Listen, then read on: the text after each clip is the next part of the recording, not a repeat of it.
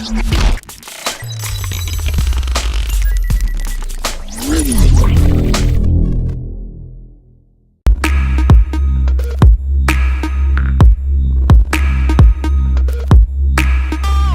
Redmi Note 5 will be undergoing a massive change when compared to this year's Redmi Note 4.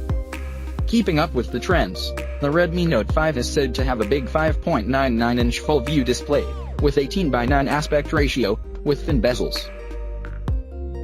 On Friday, the details of three of these processors, Snapdragon 670, Snapdragon 640 and Snapdragon 460 were leaked. If the leak is accurate, and it sure seems to be genuine, these processors will power the Xiaomi Redmi Note 5. The Redmi Note 5 will likely come in two variants, 32GB storage with 3GB RAM, and 64GB storage with 4GB RAM.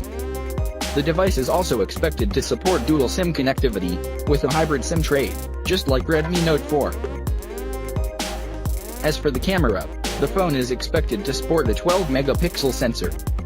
However, leaks also suggest that the smartphone will feature a dual camera setup, including 16-megapixel and 5-megapixel sensors.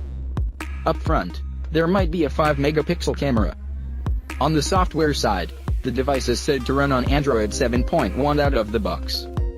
The report further hints that the device will come with a 4000 mAh battery, and a fingerprint scanner is most likely to sit at the back. Xiaomi Note 5 has a full-screen design, with rounded corners. The fingerprint scanner cannot be seen on the front side, which indicates that it could be placed on the rear side. The right edge of the phone has the power key, and the left side features volume up and down buttons. The device seems to be sporting a metallic body. For more video like this, subscribe to my channel, and thanks for watching guys. See you guys next one.